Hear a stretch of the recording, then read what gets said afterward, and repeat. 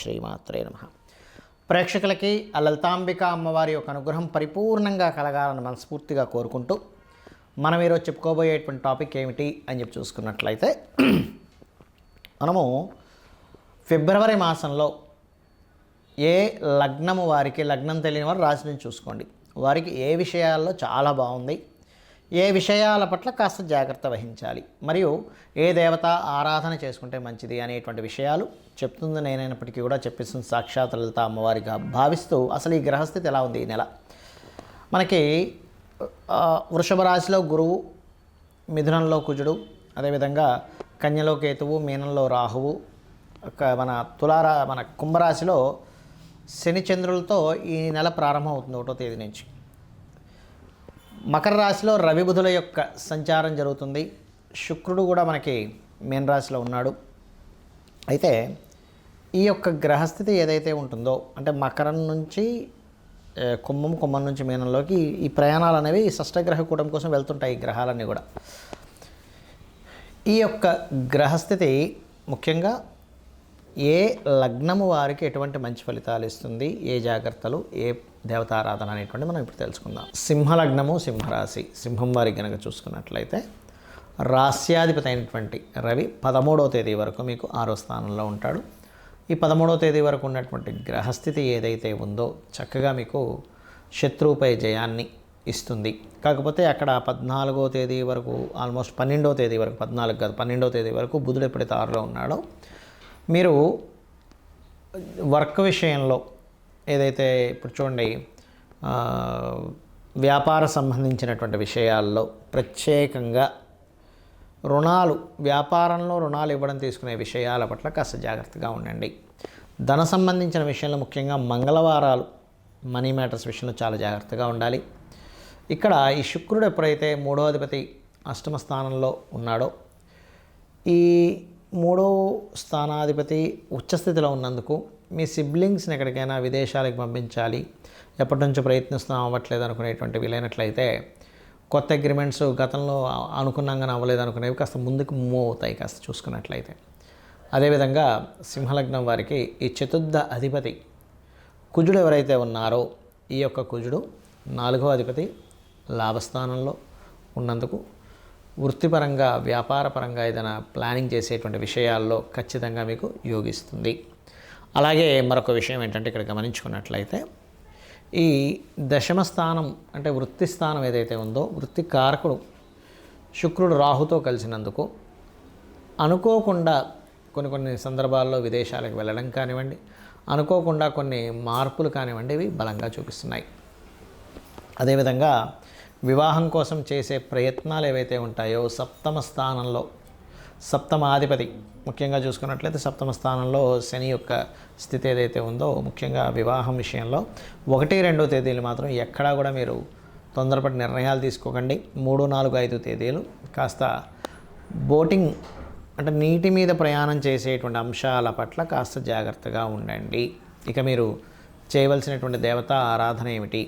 దత్తాత్రేయుని ఎక్కువగా ఆరాధించండి. ముఖ్యంగా కమర్షియల్ స్పేసెస్ తీసుకునేటువంటి వారికి ఇది సరైనటువంటి సమయంగా చూపిస్తుంది. కాకపోతే మీరు ఏదైనా మనీ మ్యాటర్స్, కుటుంబ సభ్యులతో కొంత దూరంగా ఉండడం, లేనట్లయితే ధన సంబంధించినటువంటి విషయాల్లో కాస్త చూసుకొని అడుగు వేయాలి.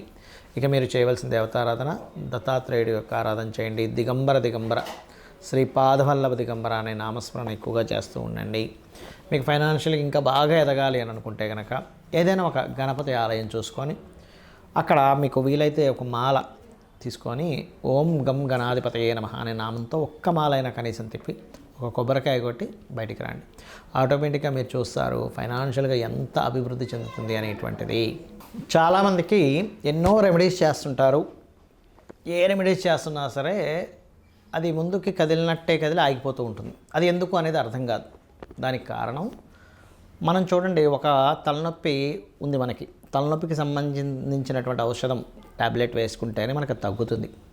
కడుపు నొప్పికి ఒకటి, తలనొప్పికి ఒకటి, లేనట్లయితే అజీర్ణ వ్యాధి అయితే ఒకటి, జ్వరానికి అయితే ఒకటి, ఇంకో దానికి మనకి వైటమిన్స్ సంబంధించినవి ఎలా అయితే వేరువేరుగా ఉంటాయో, మొట్టమొదటిగా మనకున్న సమస్యని తీర్చడానికి ఏ గ్రహానికి చేసుకోవాలి, ఏ దేవతారాధన చేసుకోవాలి అని ముఖ్యంగా తెలుసుకోవాలి. మీరు ఇక్కడ పూజ చేసుకోవాలనగానే ఏదో లక్షలు వేలు ఖర్చు పెట్టేసి పెద్దగా చేస్తేనే భగవంతుడు అనుగ్రహిస్తాడు అనుకోవడం పూర్తిగా తప్పు. గుర్తుపెట్టుకోవడం.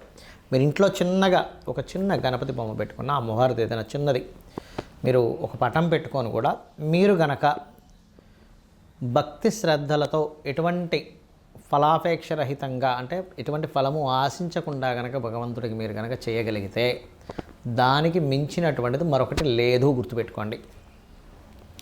అయితే ఇక్కడ ఒక్కొక్కరికి ఒక్కో సమస్య ఉంటుంది. మీకు సింపుల్గా మీ యొక్క జాతక చక్రంలో మీ గ్రహస్థితి మీకు చూసుకోవడం తెలియదు కాబట్టి కొంతమందికి తెలిసి ఉంటుంది. ఆస్ట్రాలజీ పరిచయం ఉన్నవారు, కొంతమందికి తెలియదు. తెలిసిన వారు అదృష్టవంతులు. ఎందుకంటే వారు చూసుకొని చక్కగా వారు ఆ చిన్న చిన్న రెమెడీస్తో బయటపడగలుగుతుంటారు. తెలియని వాళ్ళకి ఏమిటి అంటే మీ జన్మజాతకంలో ఉదాహరణకి శని పాడయ్యాడు లేదా ఉద్యోగ సంబంధించిన విషయంలో ఎక్కువ ఇబ్బంది పడుతున్నారు అనుకోండి. చక్కగా ఏం లేదు, లలిత అమ్మవారి పటం పెట్టుకొని ఓం శ్రీమాత శ్రీ మహారాజ్ని శ్రీమత్ సింహాసనేశ్వరి నమః అనుకుంటూ కుంకుమతో ఇలాగ వేయడం, పూజ చేయండి. ఒకసారి అనుకోవడం ఓం శ్రీమాత శ్రీ మహారాజ్ని శ్రీమత్ సింహాసనేశ్వరి నమః అనుకోని కుంకుమ వేయండి, లేదా ఒక పుష్పం వేయండి, సరిపోతుంది.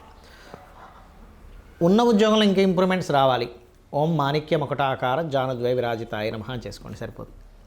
లేదండి అనారోగ్య సమస్యలతో ఎక్కువగా బాధపడుతున్నాము అనుకునేటువంటి వారు ముఖ్యంగా సూర్య భగవానుని చూస్తూ ఓం సర్వవ్యాధి పరసమని సర్వమృత్యు నివారిణి అగ్రగణ్య అచింత్య రూప కలికల్మషనాశినే నమః అని చేసుకోండి, సరిపోతుంది.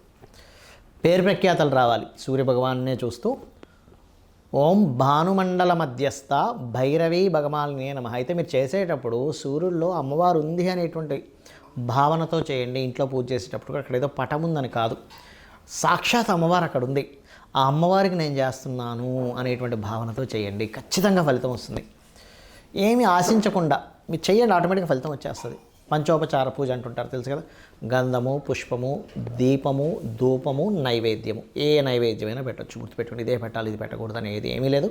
మీ భక్తి శ్రద్ధలతో శ్రీకృష్ణ పరమాత్మ చెప్పాడు ఏంటి, మీరు ఫలాపేక్ష రహితంగా ఫలమైనను పుష్పమైనను పత్రమైనను ఉదకమైనను మీరు ఏది సమర్పించినా కూడా నేను ప్రీతితో స్వీకరిస్తున్నాను అన్నాడు ఆయన.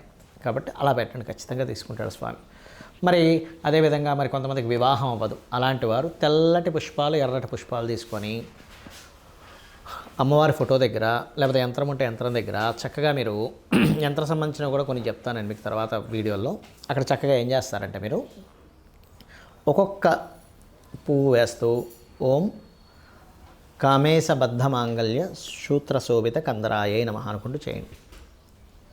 లేదండి మా దగ్గర పుష్పాలు దొరకట్లేదు, లేకపోతే అంత పొద్దున్నే లేదు అంటే అక్షింతలు వేసుకుంటూ కూడా చేయవచ్చు, అందులో ఎటువంటి సందేహం లేదు.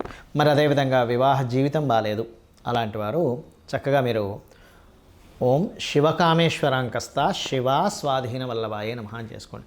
లేదంటే బిజినెస్లో మేము రాణించలేకపోతున్నాము అటువంటి వారు ఓం ఇంద్రగోప పరిక్షిప్త స్మరతూనా భజంగికాయై నమః. ఫైనాన్షియల్ గ్రోత్ రావాలి. ఓం సంపత్కరీ సమారూఢ సింధుర వ్రజ సేవితాయే నమః. ఆ రకంగా మీరు ఎంత చేసుకుంటూ ఉంటే అంత చక్కటి ఫలితాలు మీకు రావడం జరుగుతుంది.